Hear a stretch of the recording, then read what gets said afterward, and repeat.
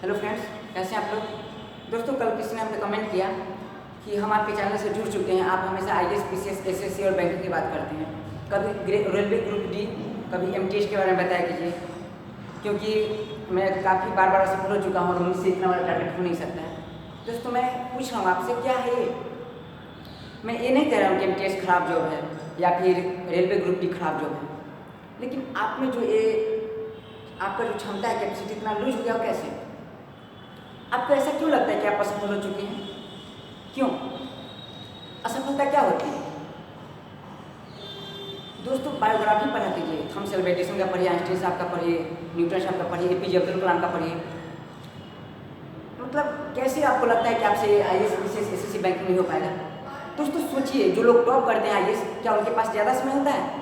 नहीं दोस्तों, आपके पास भी 24 घंटा का समय, उनके पास भी 24 घंटा का समय। क्या भगवान उनको 48 घंटा बाहर से गिफ्ट देते हैं रोज कि लो तुम्हें स्टडी के लिए 48 घंटा बाहर से गिफ्ट दिया जा रहा है?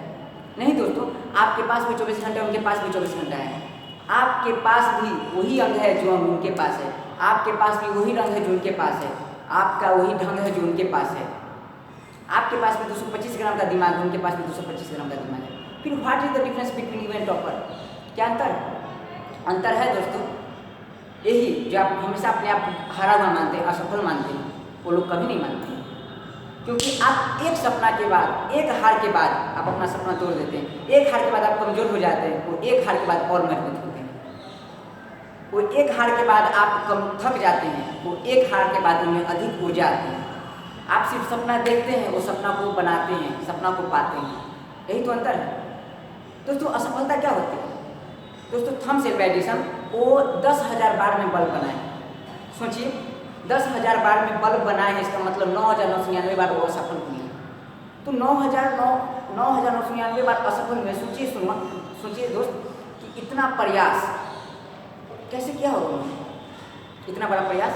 दोस्तों, जब वो 10,000वां बार में बल्ब बना के जब थे, तो लोगों ने उनसे पूछा, बहुत बड़ी भीड़ इकट्ठा हुई, लोगों ने उनसे पूछा कि आपने 10,000 बार में बल्ब बनाया, आपने 9,999 बार असफल हुए, तो आपको इतनी ऊर्जा कहाँ से मिली? कैसे मिली इतनी ऊर्जा कि आप इतना बार प्रयास करते हैं? तो उन्होंने कहा कि अच्छा एक बात बताइए, आपको कैसे पता चला कि मैं 9,999 बार असफल हुआ? नहीं, असफलता तो होती नहीं है जिंदगी में मेरे दोस्त, असफलता होती ही नहीं है। या तो जीत होती है, नहीं तो सीख होती है। असफलता क्या होती है? उन्होंने कहा मैं 9,999 बार असफल नहीं हुआ, मैंने बल्कि 9,999 तरीके खोज किए कि इस तरीका से बल्ब को नहीं बनाया जा सकता।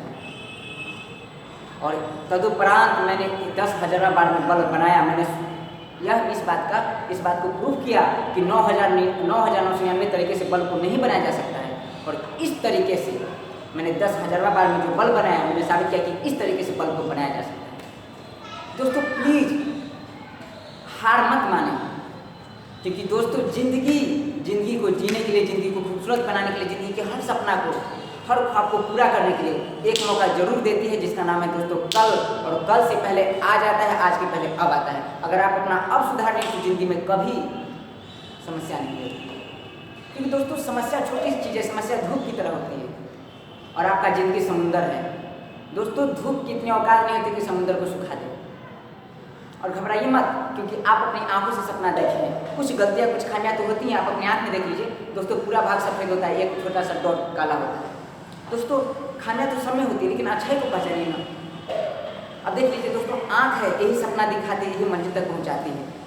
अगर मंजिल मिल गई तो फिर सब कुछ झलकता है, नहीं तो फिर आँख से झलकता है। इसलिए दोस्तों जागे, प्रयास करें, क्योंकि आप भी टॉपर हैं, क्योंकि आपके पास भी उतना ही समय है। बस कमी है जुनून की।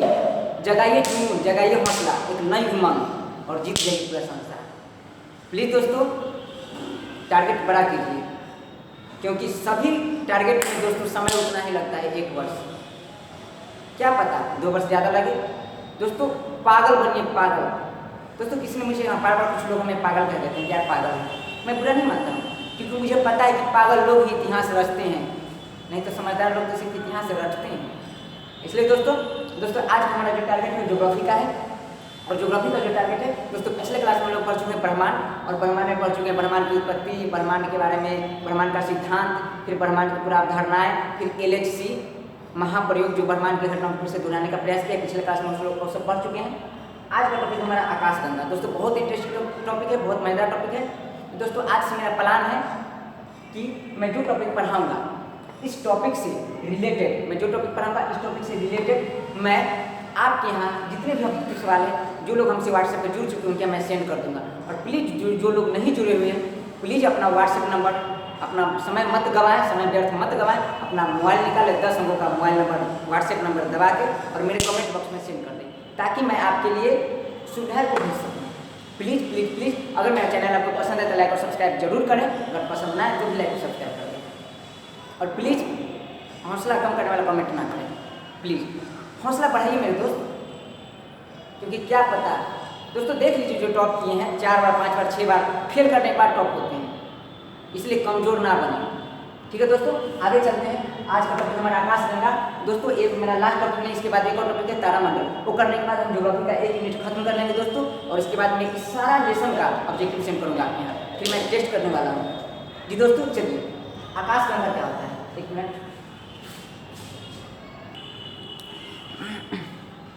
हेलो फ्रेंड्स, दोस्तों देखिए मान लीजिए आकाशगंगा क्या होता है। दोस्तों बहुत इंटरेस्टिंग टॉपिक है, बहुत मजेदार टॉपिक है, प्लीज़ जरूर देखिए, पूरा एनर्जी के साथ जुड़े, बहुत एनर्जी के साथ देखिए। और प्लीज़ दोस्तों आज ऐसा देखिए, प्लीज़ मेरा वीडियो ऐसा मत कभी कीजिएगा कि आज नहीं कल देख लेंगे परसों देख लेंगे। प्लीज़ दोस्तों जो मैं चाहता हूँ प्लीज़ आज ही देख ले, अभी देख ले, क्योंकि दोस्तों अभी नहीं तो फिर कभी नहीं। इसलिए दोस्तों मैंने बताया कि जिसके जो कल के बारे में सोचता है, जो नंबर का डायलॉग है, जो कल के बारे में सोचता है वो आज मरता है, जो आज के बारे में सोचता है वो अब मरता है। प्लीज़ दोस्तों मैं कहता हूँ जो कल के बारे में सोचता है वो आज जगता है, जो आज के बारे में सोचता है वो अब जगता है। इसीलिए अभी जागिए और चलिए देखिए आकाशगंगा क्या होता है। दोस्तों सबसे पहले मैं बता रहा हूँ दोस्तों, सबसे पहले ऐसा माना गया सन, दोस्तों याद रखिएगा 1609 ईस्वी में महान वैज्ञानिक जिनका नाम था गैलीलियो, एक खगोल शास्त्री थे, खगोल का महान जानकार थे, महान विद्वान थे। 1609 ईस्वी में क्या किए कि इनको पता चला कि एक ब्रह्मांड है, और ऐसे में पहले से अवधारणा थी आकाशगंगा की। इनको पता चला कि ब्रह्मांड है, ब्रह्मांड से छोटा एक है जिसका नाम है आकाशगंगा, ब्रह्मांड से कुछ छोटा है। दोस्तों इनको पता चला कि इन्होंने देखा आकाशगंगा को सबसे अच्छा कब देखा जा सकता है, तो इनको पता चला कि दोस्तों जब एकदम काला रात, काला घना अंधेरा रात और आकाश पूरा साफ सुथरा हो, साफ और स्वच्छ, तो उस वक्त जब आकाश पूरा साफ और स्वच्छ हो और नीचे काला रात हो, काला पूरा एकदम काला अंधेरा रात हो, उस वक्त अगर आप नीचे से देखते हैं तो दोस्तों कुछ तारा टिमटिमाते हैं, कुछ नहीं टिमटिमाते, कुछ टिमटिमाते, कुछ नहीं टिमटिमाते, कुछ टिमटिमाते, कुछ नहीं टिमटिमाते हैं। तो तारा की इधर उधर टिमटिमाने के कारण ऐसा प्रतीत होता है कि पूरा तारा की जो गुच्छी का प्रवाह है, तारा के समूह का प्रवाह है, वो एक नदी जैसा प्रवाह हो रहा है। और दोस्तों जानते हैं हम लोग भारत के निवासी हैं, भारत छोड़िए, मतलब सबसे पवित्र नदी पूरे विश्व में गंगा को माना जाता है। तो नदी है इसलिए माना गया इसे गंगा, और आकाश में है इसलिए माना गया आकाश। दोस्तों इसका नाम हो गया आकाशगंगा। तो गैलीलियो ने 1609 ईस्वी में अपने दूरबीन से, इस दूरबीन का नाम रखा गया गैलीलियो दूरबीन, इससे इनके बारे में चर्चा की, इसके बारे में विस्तृत अध्ययन किए, तो इनको पता चला कि जो आकाशगंगा होता है वो असंख्य तारों का समूह होता है। अगर आपसे कोई पूछा आकाशगंगा क्या है, तो दोस्तों असंख्य तारे के समूह को आकाशगंगा कहते हैं, असंख्य तारे के समूह को आकाशगंगा कहते हैं। फिर उन्होंने अपना दूरबीन से देखा, काफ़ी विस्तृत अध्ययन किया। अध्ययन करने के बाद इनको पता चला कि जो आकाशगंगा है ब्रह्मांड में वो लगभग कितने आकाशगंगा है दोस्तों, तो याद रखिएगा आकाशगंगा की संख्या है वो है 100 अरब। दोस्तों ब्रह्मांड में कितने आकाशगंगा है, 100 अरब आकाशगंगा है। और फिर इन्होंने डिफाइन किया, गैलीलियो डिफाइन किया आकाशगंगा को कि असंख्य तारे के समूह को आकाशगंगा कहते हैं, असंख्य तारे के समूह को आकाशगंगा कहते हैं, असंख्य तारे के समूह को आकाशगंगा कहते हैं। फिर धीरे धीरे अध्ययन करते करते करते इन्होंने गैलीलियो दूरबीन का कुछ किया था सबसे पहला बार, और इसी दूरबीन से ब्रह्मांड के बारे में जानकारी लिया गया, पूरा खगोलीय पिंड, तारा, आकाशगंगा के बारे में जानकारी लिया गया। तो इनसे पूछा गया चलिए असंख्य तारे लगभग कितना, असंख्य तारे में तो कुछ ना कुछ तो लिमिट होगा, कितना तारा हो सकता है, इतना तारा नहीं हो सकता है, कितने तारा हो सकते हैं। तो इन्होंने एक लिमिट दिया कि असंख्य तारे में इतने, जब गैलेक्सी होते हैं गैलेक्सी, तो गैलेक्सी में कितने तारे हो सकते हैं। तो उन्होंने कहा कि तारा 100 अरब से अधिक होंगे, हर हाल में 100 अरब से कम नहीं होंगे, लगभग 100 अरब तारे तो होंगे ही, 100 अरब से कम तारे नहीं होंगे, और अधिक से अधिक 400 अरब तारे हो सकते हैं। दोस्तों याद रखिएगा जो आकाशगंगा होते हैं वो असंख्य तारों का समूह होते हैं, और जो असंख्य तारे का समूह होते हैं, तो असंख्य तारे तो कितने तारे हो सकते हैं, तो 100 अरब से ज़्यादा 400 अरब से कम, लिमिट है सर। तो ऐसा हो सकता है दोस्तों। उनके बाद उन्होंने अपना दूरबीन से काफ़ी इनके बारे में जानकारी लिया। जानकारी लेने के बाद इनको पता चला कि जो आकाशगंगा है दोस्तों, शुरू में पता चला आकाशगंगा वो गोलाकार होती है। फिर धीरे धीरे धीरे बहुत वैज्ञानिक की टीम मिली। जब दोस्तों पता होगा आपको कि जब नया चीज़ के बारे में आता है, नया चीज़ का आविष्कार होता है, तो सारे वैज्ञानिक उसी में जुट जाते हैं दोस्तों। उस समय आकाशगंगा नया टॉपिक था, नया कोई चीज़ देखा गया था, तो सारे वैज्ञानिक इसी में जुट गए। तो इनको पता चला शुरू में जो आकाशगंगा होती है पहले गोलाकार होती है, फिर धीरे धीरे धीरे सारे वैज्ञानिक जब लगे तो उनको पता चला नहीं, आकाशगंगा गोलाकार नहीं, आकाशगंगा सर्पिलाकार की होती है। सर्पिलाकार कैसा होता है दोस्तों, ऐसा ऐसा सर्पिलाकार की होती है। याद रखिएगा, बहुत इंपॉर्टेंट क्वेश्चन है कि पीसीएस में पूछा जा चुका है कि आकाशगंगा किस आकार की होती है, तो आकाशगंगा सर्पिलाकार की होती है। तो आकाशगंगा सर्पिलाकार आकार की होती है दोस्तों। इसके ठीक बीच में एक केंद्र होता है, और आकाशगंगा में क्या होता है दोस्तों, असंख्य तारे होते हैं। तो तारे तो असंख्य होंगे, इसमें बहुत सारे तारे होते हैं दोस्तों। अब सवाल है कि बहुत सारे तारे होंगे, तो क्या ऐसा भी कोई जगह है जहाँ ज़्यादा तारा होगा, क्या ऐसा भी कोई जगह है जहाँ कम तारा होगा, तो हाँ दोस्तों ऐसा है दोस्तों। जो केंद्र है, तो केंद्र में दोस्तों तारों का घनत्व बहुत अधिक होता है।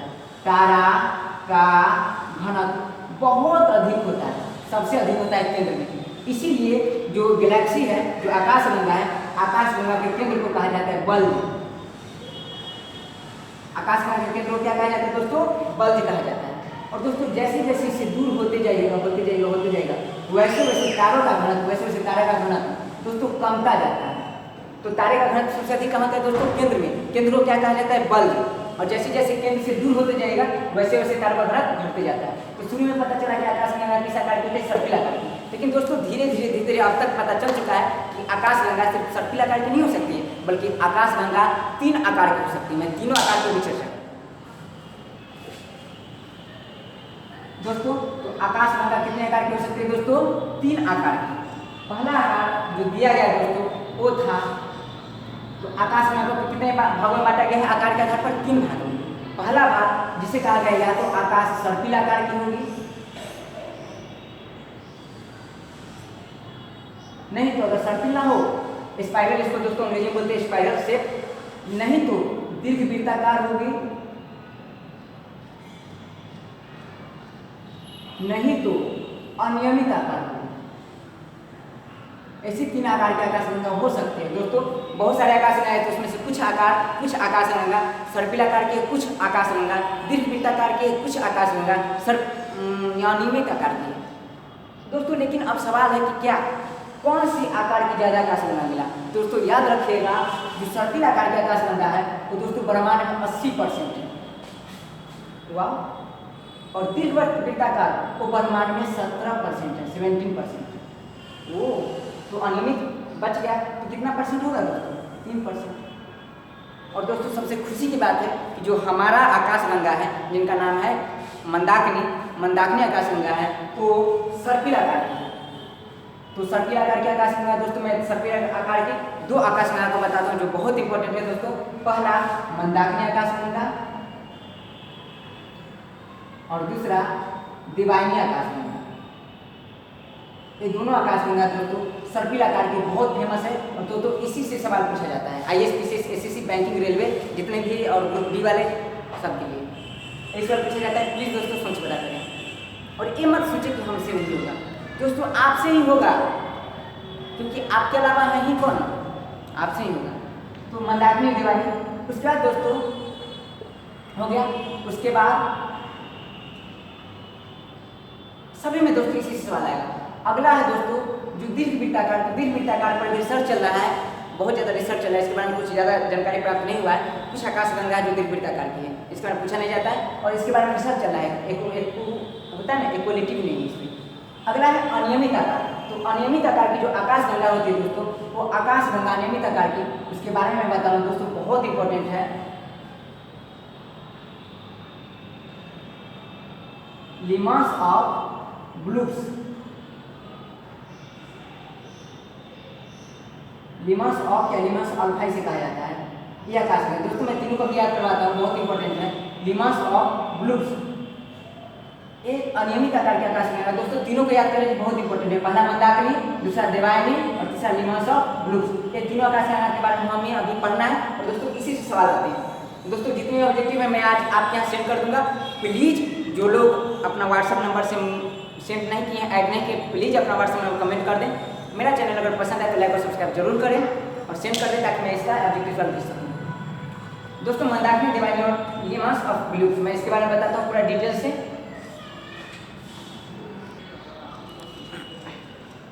दोस्तों हमारा अगला टॉपिक है जो कुछ प्रमुख आकाश गंगा है। जैसे मैंने बताया सर्पिल आकार की आकाश गंगा होती है, दिग्वृत्त आकार आकाश गंगा होती है और अनियमित आकार की आकाश गंगा होती है। दोस्तों तो पहला जो कुछ प्रमुख आकाश गंगा है वो है, पहला आकाश गंगा मंदाकिनी है, दूसरा देवायनी है और तीसरा लीमन अल्फा ब्लूज है। देखिए दोस्तों बहुत इंपॉर्टेंट है, प्लीज नोट्स बनाते जाइएगा। मंदाकिनी क्या है दोस्तों? तो जो दोस्तों हमारा आकाश गंगा है, हमारा आकाश गंगा वो है मंदाकिनी।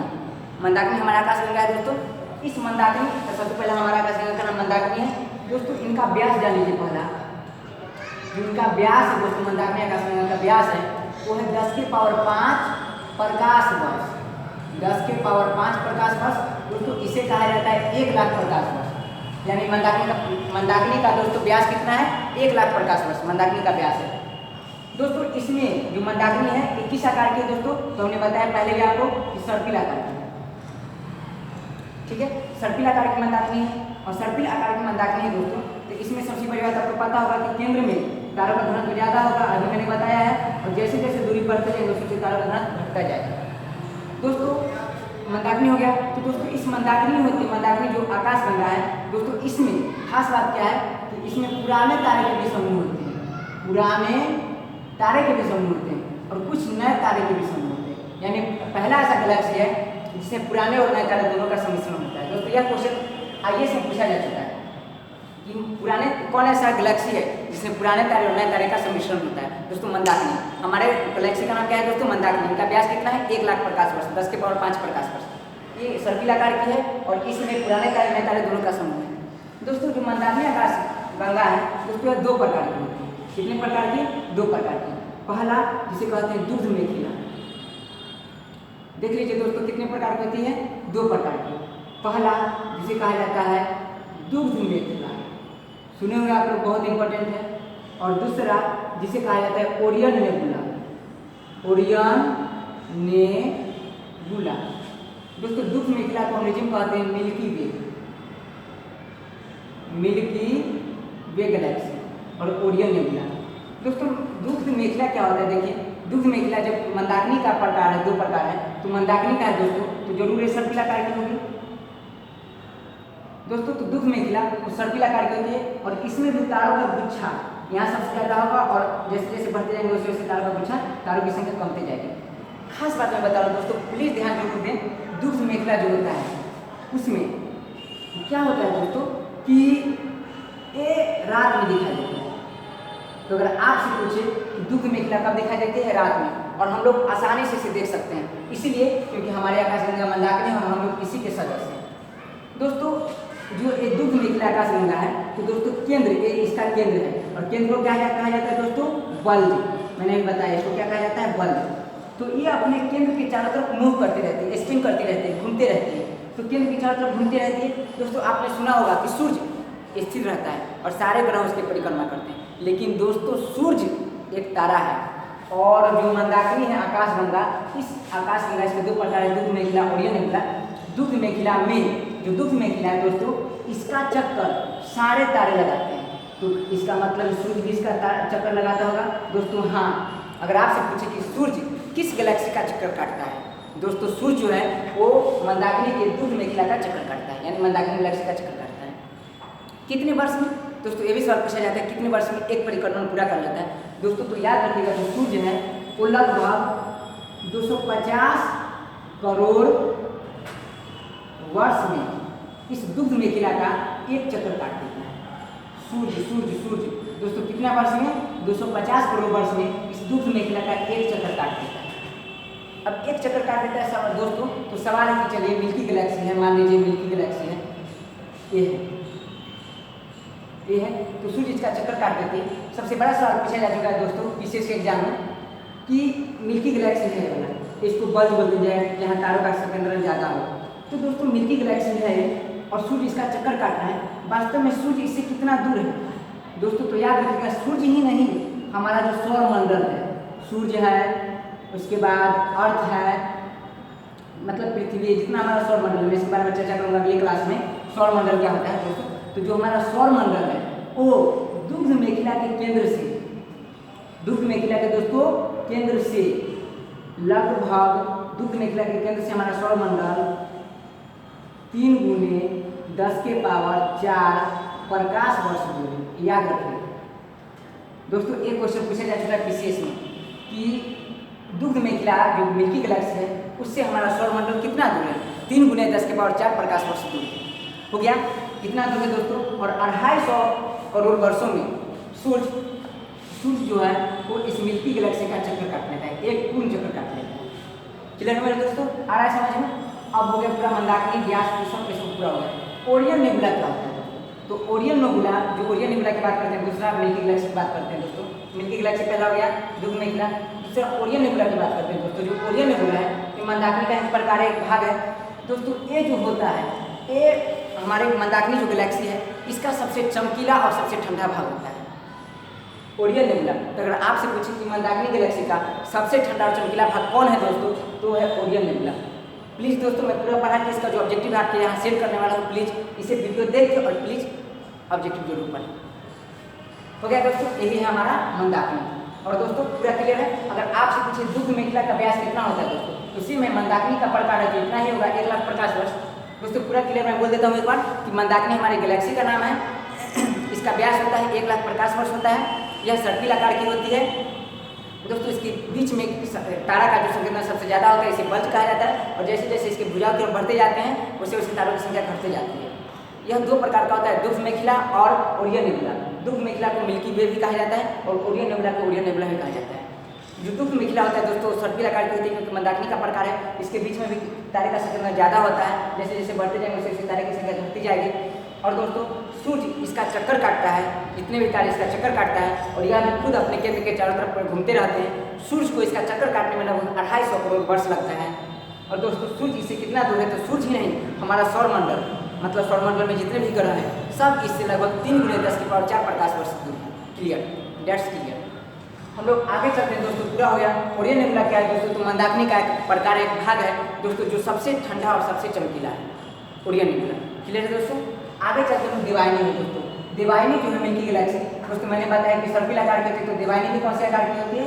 सर्पिल आकार की, जिसके बीच में तारों का संख्या ज़्यादा होगा, जैसे जैसे बढ़ते जाएंगे तारों का संख्या घटते जाएगा दोस्तों। इसका दूसरा नाम एंडेरोमेडा भी है, एंडेरोमेडा, ऐसे एंड्रोमेडा। इसका दूसरा नाम एंड्रोमेडा है, अंग्रेजी में एंडेरोमेडा बोला जाता है। ठीक है, एंड्रोमेडा, इसको दिवाइनी का दूसरा नाम है एंड्रोमेडा। और दोस्तों एग्जाम में सवाल एंड्रोमेडा से ही पूछा जाता है, दिवाइनी से कम पूछा जाता है। ठीक है, आप याद रखिएगा। मंदाकिनी देवी, तो पहला मंदाकिनी। और दोस्तों दिवाइनी में खास गुण क्या है दोस्तों?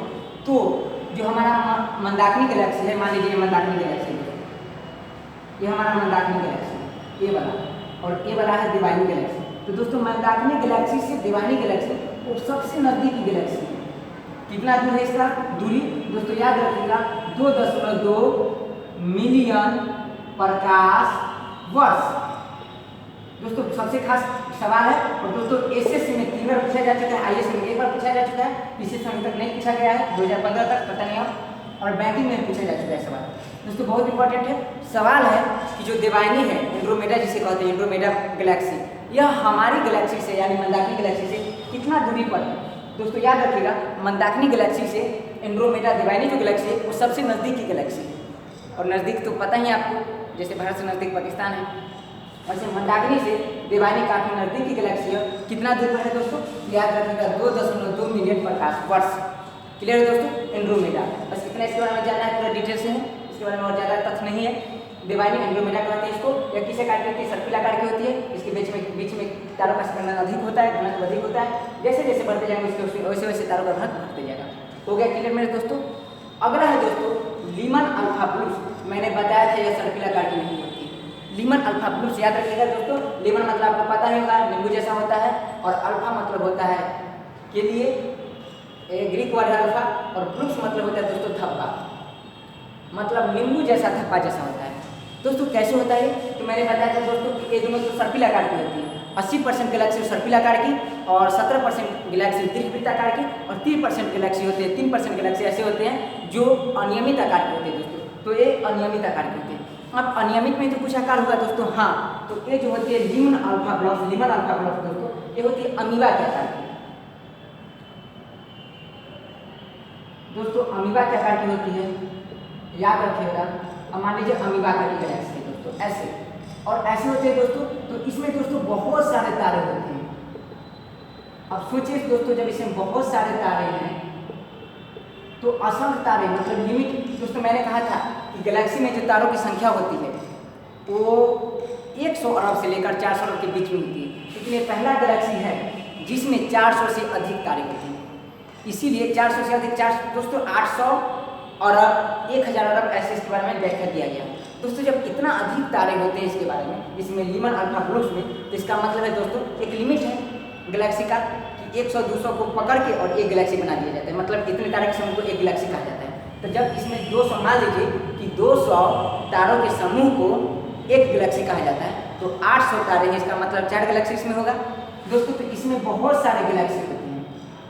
लीमन अल्फा ब्लूस जो है इसमें दोस्तों बहुत सारे गैलेक्सी होते हैं, और ये ऐसा गैलेक्सी है दोस्तों जिसमें बहुत सारे गैलेक्सी तो होते हैं। गैलेक्सी में इसमें भी बहुत सारे गैलेक्सी होते हैं क्योंकि बहुत बड़ा गैलेक्सी है और आकाशगंगा है, और इसमें बहुत सारे गैलेक्सी होते हैं दोस्तों। और गैलेक्सी के साथ धूल होते हैं, और धूल होते हैं, कण होते हैं, धुआं होते हैं, बादल होते हैं, कोना होते हैं, सब होते हैं इसमें लीमन अल्फा ब्लूस में। तो किस आकार का होता है दोस्तों?